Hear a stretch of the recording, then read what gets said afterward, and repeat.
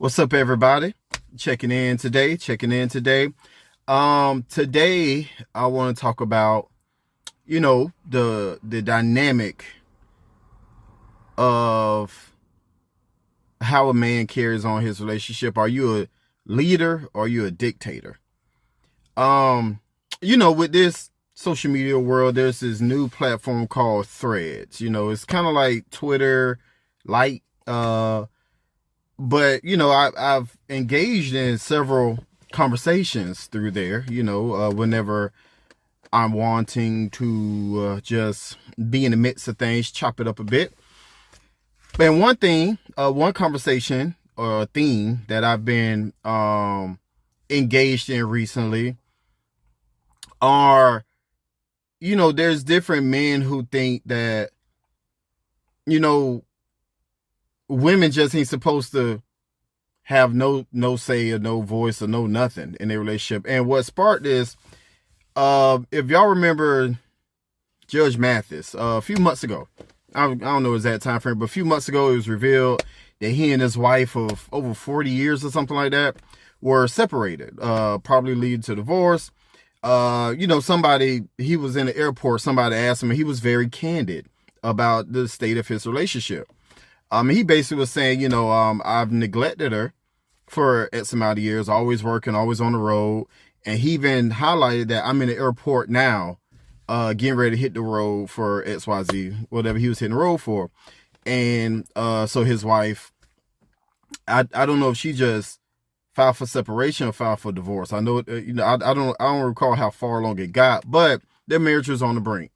And he expressed then, I want my marriage to work, man. I love my wife. And there's I can be better, this, that, and other. Well, the few days ago, Thanksgiving passed, and he posted a picture of he and his wife, and it's just saying, how she prepared Thanksgiving dinner, and how thankful he is to have her. And the thing is, especially with social media, the thing is, men can either be endearing when you express love and care and affection for your wife. You can either be, that's a real man who recognizes the value of the women of his life, or you could be a simp. There's seldom no in between. Like, you either, hey, a man taking care of, holistically taking care of his woman and his life, or he's a simp. And on the simp end, I engaged with a individual, who was like, well, if she says she want to leave, you should just let her leave. And this make you look real weak, da da da da. And I just simply comment, man, hush. Because it's dumb. Like, they've been together for over 40 years, been married over 40 years, have a life together. So many things intertwined, whatever, have children together, all this different type of stuff. This man acknowledged himself that he messed up, and he's trying to rectify the situation. Hey, this woman, this is my wife. This woman holds value in my life. I messed up. I'm trying to fix it because I don't want to lose her. But this guy's logic said, hey, she wanted to so anyway, after I said, man, hush, I guess this guy found himself wanting to snoop my page just to get some, what's the military, I can't think of it now, some reconnaissance. He's trying to get some reconnaissance on me, trying to gauge, I guess, who he up against or whatever. So we just passed the campaign season. I supported, Kamala Harris's campaign, my voting interest lied over there. So again, another trigger for men.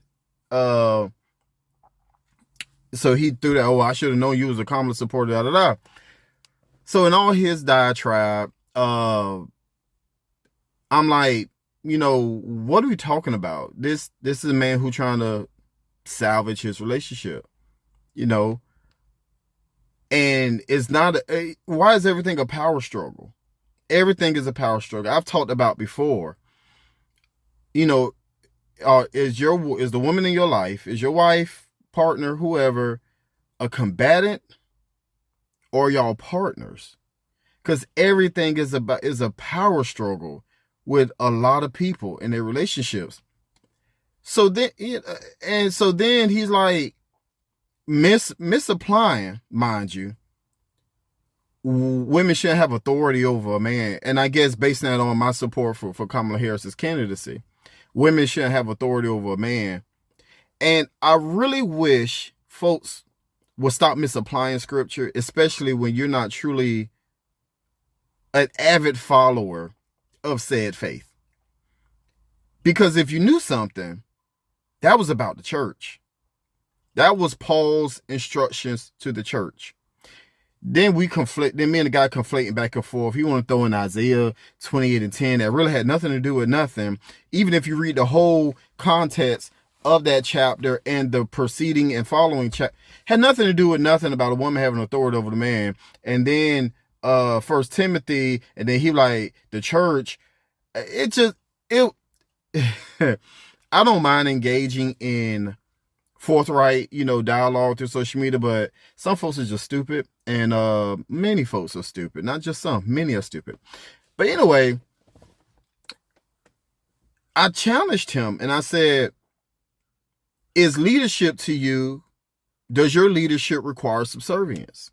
Meaning unchallenged direction. Are you and if that's your leadership style where you just require subservience, are you really a leader or are you a dictator? Do you seek to be a dictator? Because I'm gonna just talk about me. I have a strong wife. I'm married to a strong woman. She has her goals, objectives, different things like that. I've oftentimes, even before I got married, I sought out, I was attracted more to driven women. But it's not a challenge to my leadership. Matter of fact, having a strong woman makes me a better leader. Because what good is it just to have a yes person? A yes person that'll watch you drive y'all off a cliff. That never challenges you to reconsider or offer a different perspective or make you think deeper about things.